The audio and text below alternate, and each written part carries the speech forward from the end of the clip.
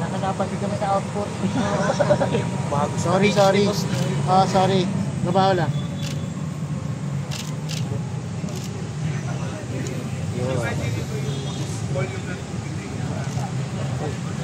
Focus.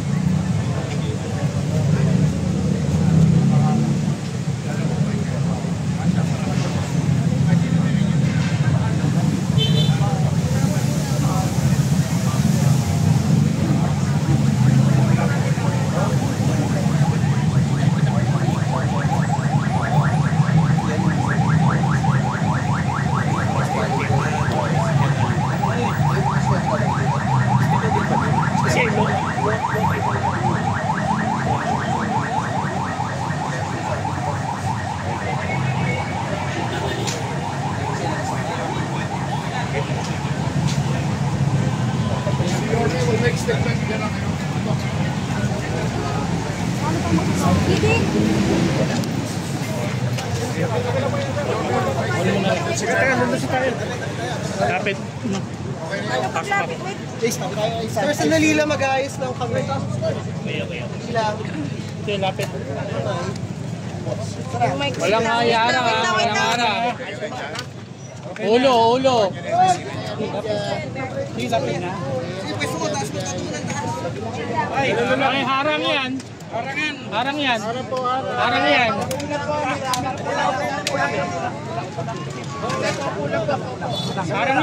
yan. Ulo. Yung ulo hat. Ulat. Nets, yung nets. Ulo.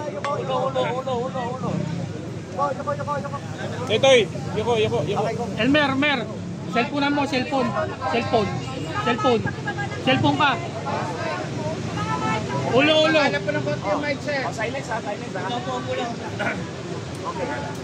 Nets, yuko nets. Yukulat. Nitoy, yuko. Yukulat. Nitoy. Yuko. Ano may camera? Camera. Kami camera sa likod.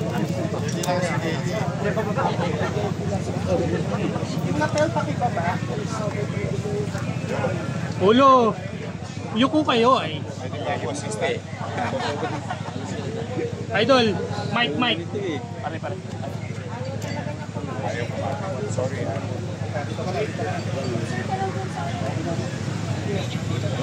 Okay na? Di pa po. Ayaw kumapit ah.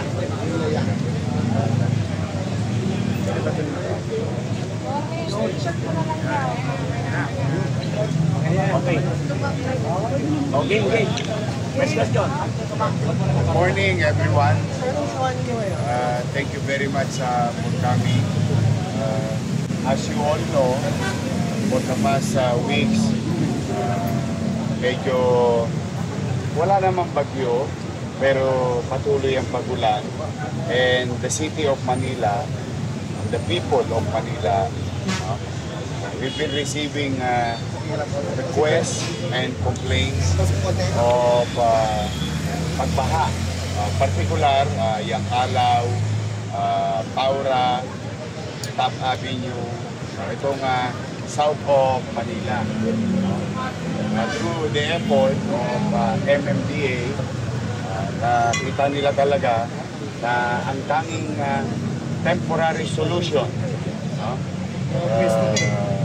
with regard to this load of water, mabuksan itong isang nakakarang na malaking lagusan ng tubig papuntang Manila Bay, no? O sa dagat. Yun yung nakita nyo tinanggal kanina for our in preparation of in the coming weeks na patuloy na pagulan sa ating bansa and particularly sa Maynila. And this will serve about 1 kilometer of drainage system from here to Top Avenue via Estero de Abad. Malaking kaluwagan ito at nakita nga namin ni Chairman kanina na nung inangat, ayun, umagos yung tubig. So, sa ngayon, hopefully, mabawasan niya yung stagnant water somewhere in the east going to the west. At kung bubuhos ng malakas ang ulan, kung bumahaman, we are hoping na humupa agad. Humupa agad yung tubig ulan. At nang sa ganon,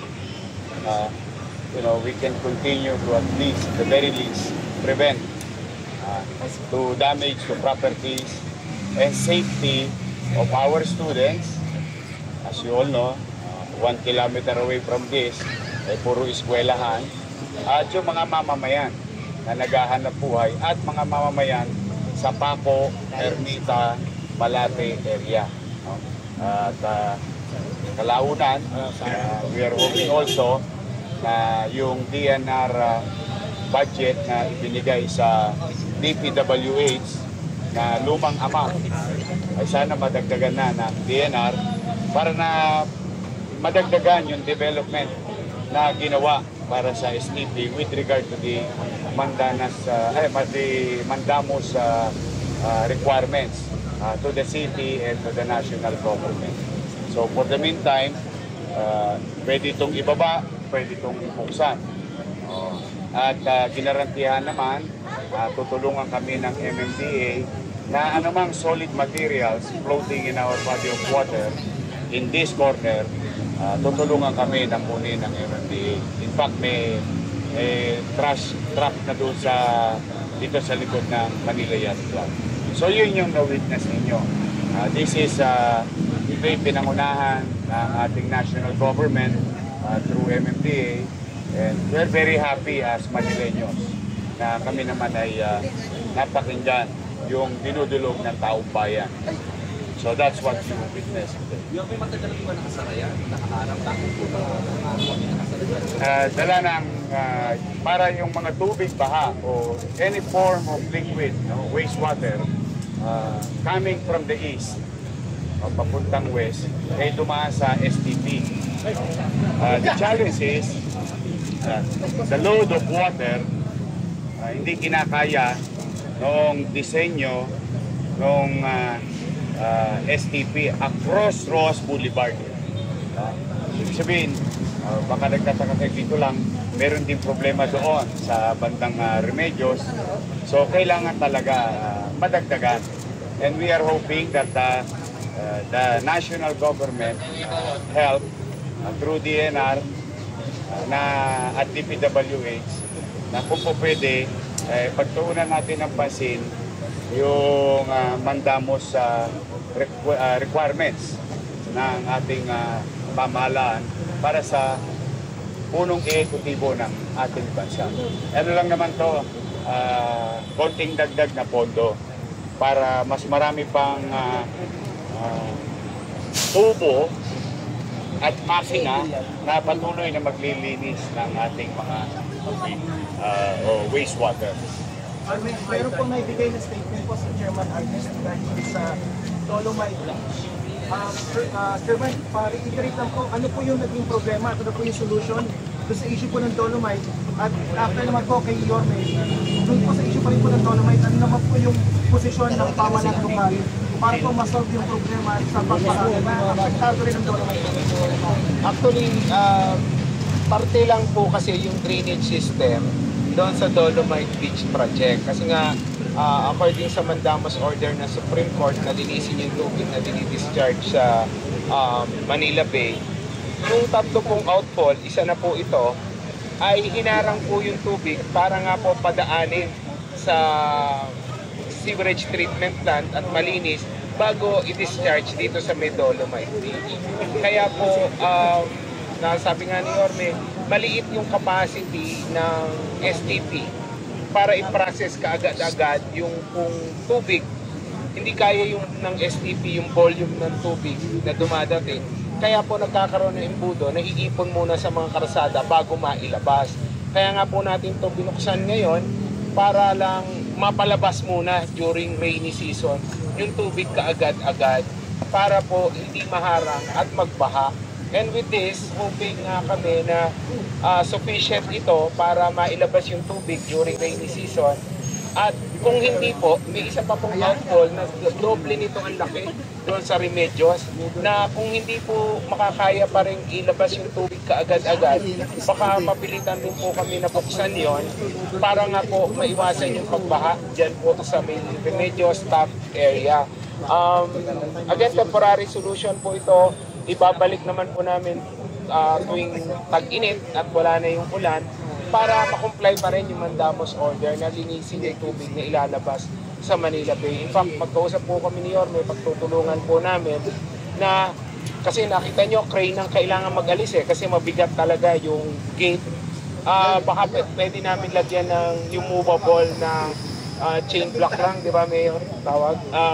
Na maaalis siya kahit ng tao lamang na at maiibalik. Like kung nyari wala namang ulan itong week na to, pwede namin isara muna para malinis yung tubig na ma-discharge. Dahil sa ngayon, nakita nga namin, pagkabukas wala pang ulan, ang lakas ng tulo ng tubig. Imagine mo, kung may ulan pa, di mas lalo ng mas malakas yan for sure.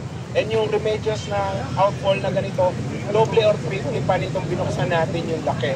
Kaya nga po, kung hindi pa ito magiging sufficient, baka ibuksan na rin po namin yung isang outfall during rainy season lang.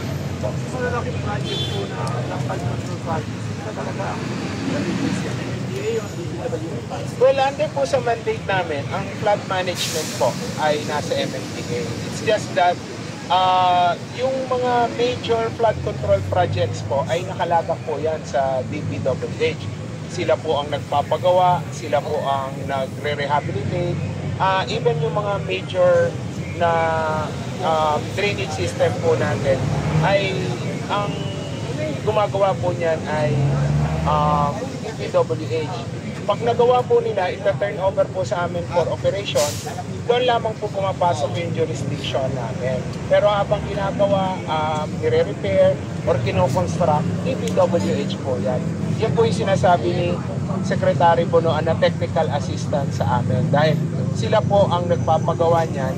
Pagkagawa, ita-turn over sa amin for operation. Yun po yung jurisdiction namin insofar as flood management is concerned. So far naman po, yung na-turn over sa aming 71 pumping stations lahat po yan ay gumagana at full capacity right now. Yorme, sir, yung issue po dito sa Dolomite, ang effect nga po niya sa pagpapalala.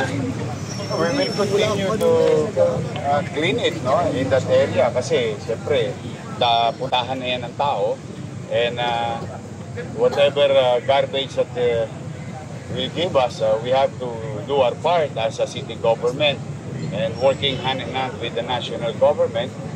In this case, apat na bahagi ng pamahalaan, no? Ahensya, lokal, MMDA, DPWH, saka DNR. So tulong-tulong lang. But first things first,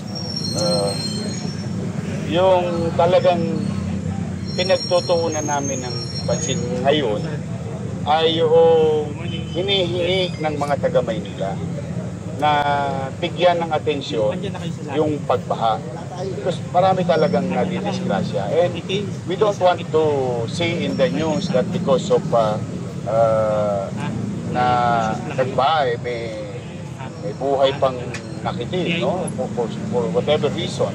And itong pansamantala na ginagawa natin, one way or another, through some resources na in the future na pwedeng ma-utilize ng national government towards to this project, dumating.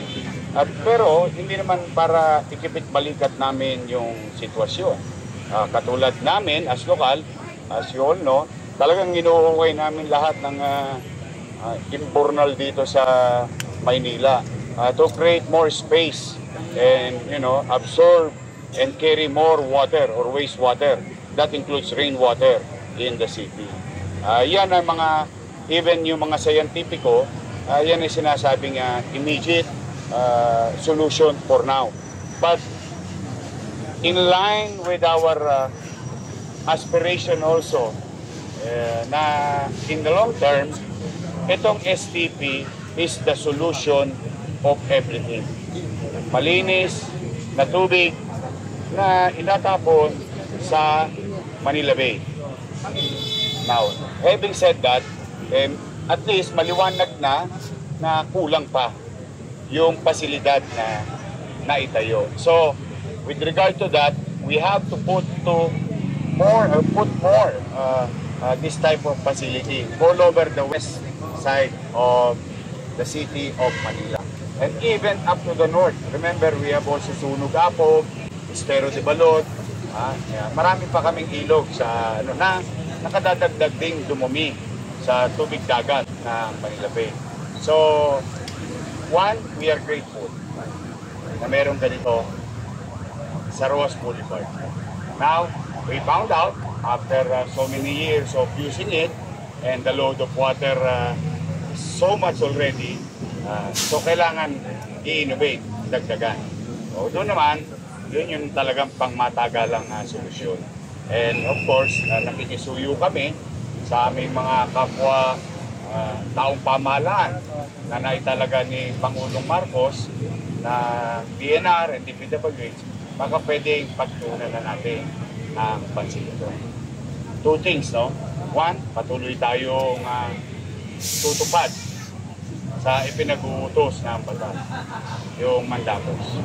Two, dapat we should not stop innovating and building more facility para naman sa ganoon maiwasan natin in the future yung makadisgrasya ng mga ari-arian ng tao at yung kaligtasan ng tao pa pagdating sa usaping pagbaha sa Maynila. And not only Manila, nararamdaman na natin sa Metro Manila yung pagbaha ng tao. Kung anong take ng taong bayan ngayon, at least po, modest assessment namin ni Chairman at sa po ng kanyang team at ng team ng City Government, malaking may epekto ito sa load. It will not solve, mind you, it will not solve. We are not claiming it's going to solve the entire problem because the solution, kailangan talaga ng malaking programa pa in addition of this. But for the meantime, ang habol namin, habang tulog kayo, nagbaha, hoping, pagbukan liwayway, umupa na. Yun ang minimum goal namin. So, effort ng MMDA, effort ng DPWH, effort ng Manila to unclog our drainage system to clear yung mga water passage like creek and ilog. So, tulong-tulong lang. Kasi talagang kawawa ang tao eh. Nakakawa. Yes. Hindi na tayo lumalayo palagi. Yes. Panahon May still ng nila. panahon ng bakuna, bubog, Yes. nasisiga, Ah, papatira ka, yes. Tama naman. minsan yun. Hindi ko pa no, napapalaman namin, ako, siguro yun, pinakpan yung 4 na malalaking lalaki Yes. na training para proteksyonan yung Dolomite. Well, hindi mo masisisi ang taong bayan na kunin ang atensyon ng pamahalaan, whether lokal or nasyonal. Because wala naman talagang tatakbuhan ng taong bayan, kundi ang kanyang gobyerno. Now, we don't take it parang ano tawag yan? Babalat sibuyas. We wanted to offer and find ways to solve the problem. At that time, nung kalaunan, lumiwanag sa taong bayan at lumabas din ang katotohanan na there are some individuals who committed neglect or kulang sa TLC, tender loving care, yung pangmalasakit. But that is water under the bridge. Now, having said that, the presence of MMDA today in Manila and your city government, at the very least that we can say, we are hearing you. Nadidinig po namin kayo. Pinakikinggan po namin kayo. Now, I hope also, ito naman, Chairman and I agrees with this. Mananawagan naman na kami. O yung mga basura ninyo, ha?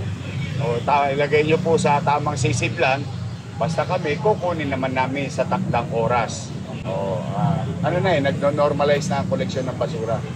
Because this will add up to a perennial pagbara ng ating drainage. O kami naman, hanggat kaya namin, hanggang magkakulani kami sa kiligili, kaka-dot-dot ng dot-dot sa imbornal, we will not stop because it is our job. But gagaangan lahat, both sa mamamayan at gobyerno, kapag ang mamamayan din, nagpusa naman ng disiplina at nag-participate. So yun ang aming common na panawagan, national government and the local government. But we'll do our job, we'll not stop. May target number po ba tayo or specific facilities na target for flood control? May timeline po ba tayo? Okay. I think napabalita na rin na ang City of Manila, meron na kaming what you call drainage master plan. It was recently approved by the city government, and this drainage master plan will be shared to MMDA, to DPWH. Ano ang take ng tao doon? Kalaunan lahat ng pagawain sa imbornal o sewerage system, meron ng Biblia o gabay ang lokal at nasyonal. So, if we are going to build and create a system like this, katulad ito, hindi na yung magtuturuan o magsisisiyan. Kasi nag-uusap na yung mga tubo. O tubo ng MMDA, tubo ng DPWH, tubo ng Maynila. Yun ang aming long term. And how much it will cost? Pag national government yung budget. Ang mga 140 billion. Ganun kalaki. Now, the question is, Yorme, anong gagawin ninyo? Unti-unti namin. Kahapon, nag-meeting kami ng MMDA team through chairman, tutulong din sila. Kausap ko naman yung regional office ng DPWH, tutulong din sila. So it's gonna begin. Maraming mga gawain. Ito ay isa lang of hundreds of drainage problem here in Manila alone. I don't know with other cities, but ang alam namin may problema. Ngayon, naghahanap kami ng solusyon. Whether pan-aid or immediate or long-term. But we will not stop.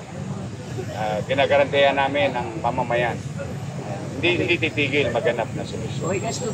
Okay? Okay. Thank you.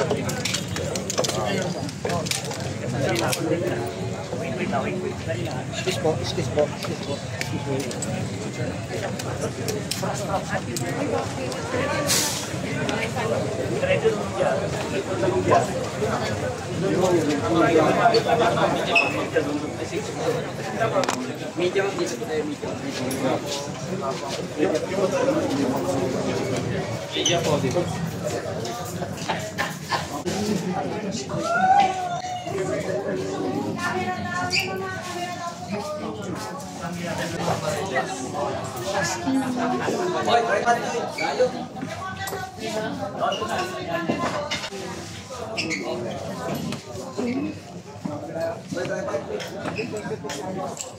Pwede ba rin?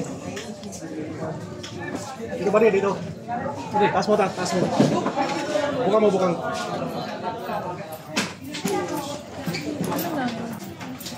Ano ba yan?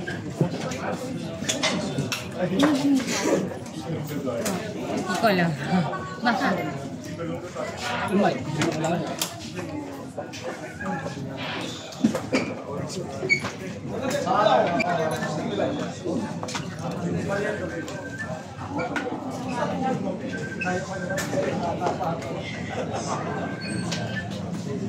Nahihintay ba kaya? Ba't pinagsabay na yun?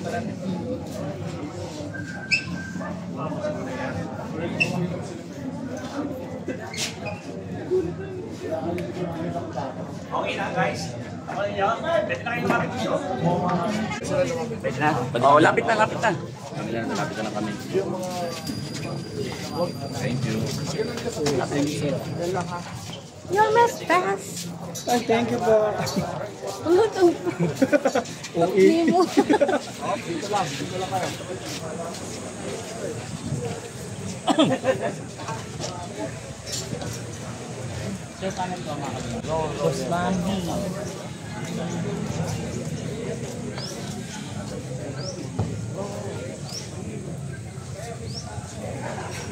Dito na tayo ngayon sa Yakla. Nalis tayo. Dahil ang nakasama kanina pag-alis natin sa bahay. Dito nakasama natin si Yorme. Pwede naman katulang damit.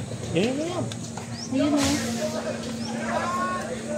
Yun, God first. God first. Oo nga, yung dumi pala ng tubig, no? Oo, yung tagasala. Tapos din Ayun, sinasala pala. ito yung tagasala. Ito yung tagasala ng dumi.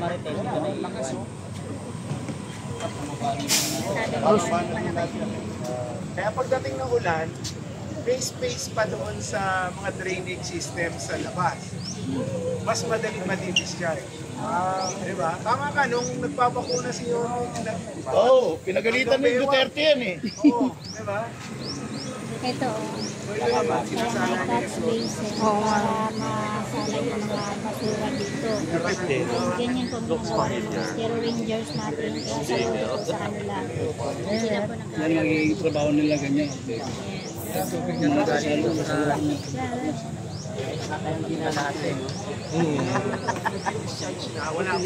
May Eddie Pati. ulan. O, sino walang ulam? Tilapia. Yun na. Ay, naku, may tilapia. Oo, meron. Patay. Ayun. Botsak na yan. Oo nga, no? Pang fishball na lang daw yan. Ano yun? Yata yun, ah. Yellow submarine. Tilapia, hindi kinayo. Yellow tuna yan. Grabe, no? Yellow submarine. Matataba yan. Yellow submarine. So, nandito po tayo sa Dampa. Morning po. Sa Manila Yacht Club. Dampa.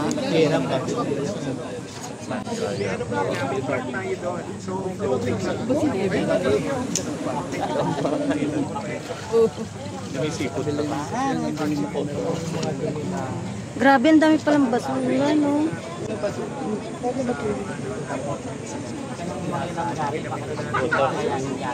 Oh? Ang dami.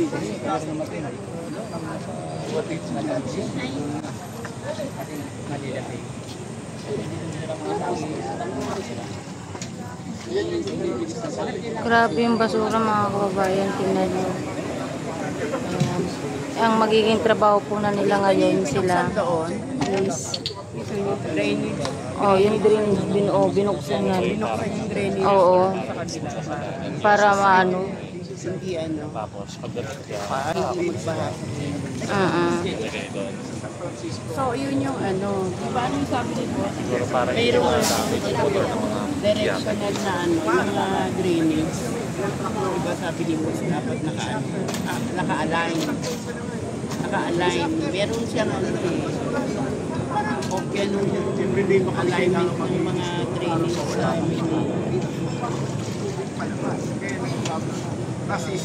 Ayun, ang dami oh. Yan oh.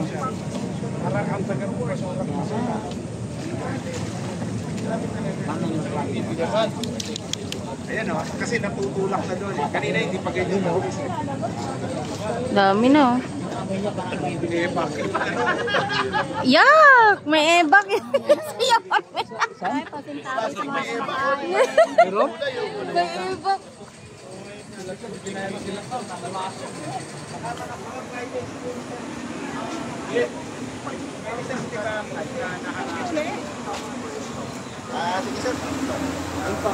Medios na outfall, doble or triple nito. So, ganun po yung nahaharang na. Kita nyo naman wala pang ulan kung gaano kalakas yung cargo. Na ngayon, napi-free up na natin yung mga canals po around this area. Para pagdating ng ulan, may pupuntahan pa sila. So, yung carrying capacity, lumalakas din. At madali rin nag-discharge. So, yun nga po yung sinasabi namin, na kung sakaling kulang pa, baka mapilitan po kami na buksan pa yung isang outfall, yung previous outfall. Na again, mga doble or triple pa nito yung ako. So, makikita nyo naman ngayon, wala pang ulan, ang lakas na nung Agos. So, imagine niyo kung may ulan po at puno yung mga drainage system po dito. Sir, kailan yung target na dito kasi sa Remedios? Wala pa. I-observe muna namin nila, Mayor, kung mabilis naman huhupa po yung tubig dyan po sa may Remedios area at sa South Avenue, baka hindi na po. So long as hindi naman tumaas ng gutter deep, more than gutter deep at passable, siguro hindi na po muna namin bubuksan. Sir, is there a possibility na mag-construct ng additional floodgates? Yung floodgates naman, it's there. Ang sinasabi po ni Yorme, ito po kasing STP natin, kulang yung capacity para may discharge ng mabilis yung tubig, ulan. So, ang isa sa mga pwede namin tingnan ay magdagdag ng STP para makomply pa rin yung mandamos order ng Supreme Court nang hindi po bumabaha sa Manila. Yan, masusuga ko lang yung kanina eh. Kulang pa ang tanong ko eh. Kasi naglabas ng petisyon yung 17 barangay chairman dito sa Malate, sir. Ay balik yung dating drainage. So tatamaan nga yung Dolomite. Bubuksan ba? Aksyonan niyo ba ngayon? Well, sa ngayon po, tingin naman namin hindi kailangan. Pero i-observe pa rin po namin. Again, may mga solutions naman po without destroying or removing yung, among others, pumping stations or additional po na STP. So yung additional STP, is it something na pag-aaralan niyo pa? Hindi na Feasibility study siguro, or if there's a consensus na kailangan lang siguro budget lang. Mga nasa ilan ang kailangan? Hindi ko alam kung kasi DNR po pondo po ng mga STPs po. Sir, regular na yung paglilinis ng mga trash. Regular po yan. Commitment po namin yan. Kami ng kasi manner na yun, Maynila. Yung mga tropang Contingent ng Maynila, contingent ng MMDA. So that is our assurance to everyone magtutulungan. Enough po ba yan kasi ngayon nakita natin tumadali. Grabe, no? Basura kagad eh. Kaya nga po, nananawagan kami ni Yorme. Kita nyo naman yung basurang dala ng tubig. Maliliit na po yung drainage system natin. Kung mababarahan pa ng basura, mahihirapan po talaga ilabas at maiipon sa ating mga karsada. At sabi nga ni Mayor, vicious cycle kasi nangyayari. Maglilinis kami, malalagyan uli ng basura, releasing uli namin. Hanggat hindi po na wawala at source, which is yung ating mga kababayan na irresponsible yung tatapon, mahihirapan po kami mag-catch up. Gaano po kalaki ang Manila City, buong Metro Manila. Hindi po namin kayang araw-araw linisin. Tulad nga na sinahit ng example ng isang araw, yung sa San Francisco, sa may silo. Nilinis namin ngayon, ilang truckloads of basura ang nakuha namin. 3 days after, nilinis uli namin, ganoon din. Na naglinis uli ang LGU 2 days after, ganoon pa rin po yung basura. So, I mean, hindi po namin kayang araw-araw linisin yun. Di ba po? Mahirap po for us. Kumbaga, magka-catch up po sa amin yan, maiipon at maiipon ng basura. Kasi hindi nga po namin 24 hours pwedeng bantayan. Pero ngayon po, ginagawa natin yan tulad sa EDSA. Pag po umulan, meron na po tayong naka-assign doon sa mga underpass at mga low-lying areas. Dahil alam po namin, pag tumaas ang tubig, basura yung dahilan. Kaya inaabangan na po ng tao namin yung basura. Pagdating, kinukuha na ng inahango nila ng inahango. Which is, parang dapat po bang umabot pa tayo sa ganoon? Hindi po dapat. Kasi una-una may risk po yan sa tao namin. Imagine nyo, nasa highway ka, naghahango ka ng basura. Kaya po, nililimit namin sa gabi hanggang mga 9-10 o'clock lang. Kasi nga po, delikado. Pag mabilis na yung sasakyan, pwede po maaksidente yung aming mga tauhan na naglilinis mo doon. So, again, nananawagan po kami sa ating mga kababayan na sana po, ang mga lokal na pamahalaan naman po natin, very diligent po sa paghakot ng basura. Kailangan lamang na ilabas nyo sa tamang lugar at tamang lalagyan. Sir, may stats po tayo. Gaano karaming basura everyday po inakalagay? Well, sa ngayon, nasa 13,000 cubic meters na per day. Minsan umaabot pa ng 50. Manila po. 45, hindi, 13 tons or 45,000 cubic meters na daw po. Everyday. 1,800 truckloads a day ang nahahakot natin ng basura sa Metro Manila. Imagine niyo, mag 10% lang yung hindi nahakot dahil itinapon sa mga waterways. Gaano kalaking epekto noon sa pagbaba? Sir, Metro Manila or Manila City? Metro Manila. May na-anticipate tayong bagyo. Paano sa ibang areas ng Manila? Are we expecting lesser flooding since meron na tayong normalized? We are expecting flooding because hindi pa natin ma-quantify yung epekto ng ginawa ngayon agad-agad. Malalaman natin yan pag nandyan na, ano naging epekto. That's why sabi nga ni Chairman, meron pa kami dalawang posibleng magamit to safeguard properties and life in the community. But ang inyong pamahalang lungsod naman at national government will continue to do what we have to do, particular na sa mga creek areas. Kasi malaking bagay sa amin ng creek, lalo na pagka bagyo at tagulan. So tuloy-tuloy lang, mag-iingat lang tayo lagi. Kaya nga pagka hindi tayo nagtatapo ng mga solid materials sa body of waters natin, mas magaang para sa lahat. Trabaho at yung problemang maaaring idulog. Mayor, hindi nyo ba i-recommendang amiendahan yung ordinansa na magpapataw na mas mabigat na parusa sa mga nagtatapon ng basura? Actually, we were thinking of it na magmahal ang bayad sa basura. That's imbes na sending them to the court, yung bang tawag dito, susunod naman yung mga MTC naman ang babarahan ng mga violators. We were thinking about it. But first things first, yung aktual na problema sa kalsada, yung aktual na problemang nararamdaman ng tao, pagbaha at delikado sa buhay at mga ari-arian nila. Doon muna kami nakatuon. Kasi talagang, kita mo nga, alas 10 na, maalimuom, makulimlim, maya-maya niyan, may maglalaban na naman sa langit, yari na naman tayo. Yun yung immediate. Kasi kailangan, in our own little way, maiparamdam lagi sa taong bayan yun na may gobyerno. While we work on, sino ba yung nagtanong about the long-term plan, about the STP, that is the solution. No question. What they have done here is a solution. Long-term solution. Thanks to them. But now, moving forward, kulang. Yun na yung ituldok natin doon. Kulang, hindi sapat. Anong solusyon? Dagdagan. Bigyan ulit ng atensyon. So tama yung solusyon, long term na nakapapakinabangan ng tao, pero kulang na. So we have to accept that fact so that we can address it.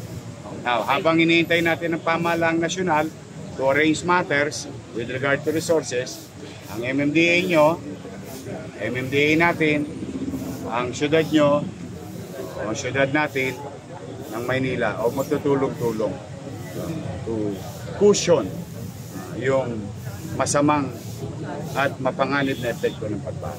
That is the reason of today's event.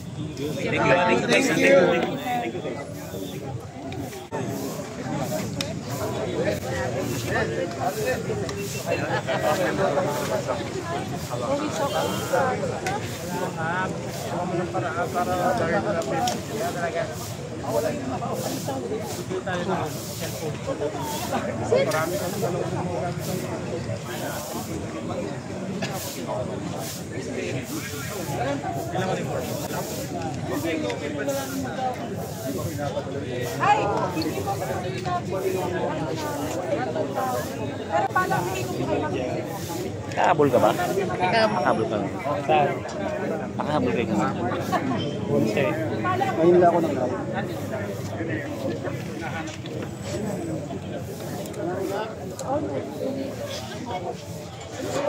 sa Isko Moreno dumagawa ka ng live makapasiwan mo sa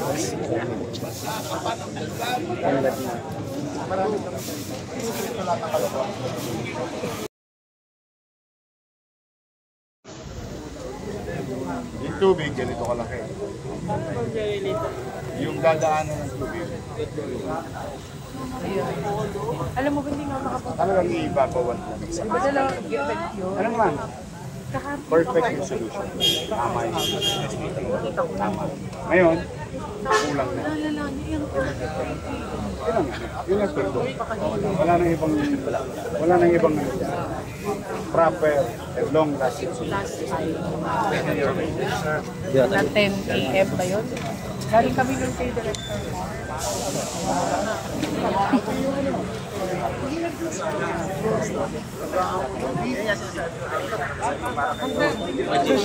Basura, pag ganun, 3 days, wala. 2 days na yan, wala na. Ayun, parang nasa maganda kasi pag-sources. Walang bulog. Wala nang hindi na tumatagal. Wala na kiyaw-kiyaw ba? Magaling yung yung chairman ng Costa. Kapuri-puri yung chairman na yun. Barangay Boy. Ano yung Barangay Boy? Kagawa na nila ng paraan yun, of course. Pero, the actuation, Lahat ng Barangay Boy kasi napakaliit na ng 896 barangay.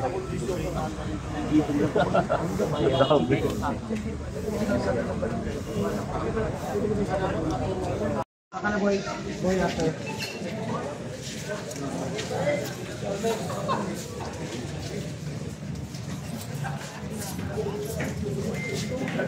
Thank you. Alak si Kuya naman. Isend ko natin sa'yo. Pero yun, hindi siya yung mga... Hindi kasama yun. Kaya you're mentioning kanina yun. Kalayan mo sa atin, marami. Pero ang problema, since hindi nakakanak yan, napupunta sa water. Ma'am, may insurance dito. Hindi kami nag-ooperate. Pero DNR. Kung sakaling papaganda. DNR. Anong sabi ng DPWH sa Dolomite? Parang may sabi sila sa yung drainage naman daw, nadagdagan na nila. Pero nakipag-coordinate sila. oo naman. Kaya nag-ibig ng extension 5. Kasi nga, yung flood water, nilagyan nila na to bypass it. Kasi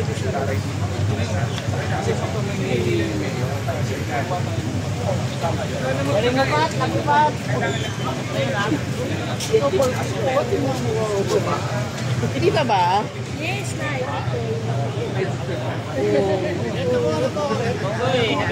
Siyempre. Rito na siya. Rito na.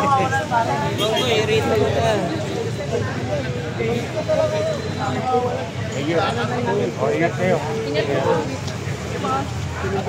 Ayun. Tapos na nga.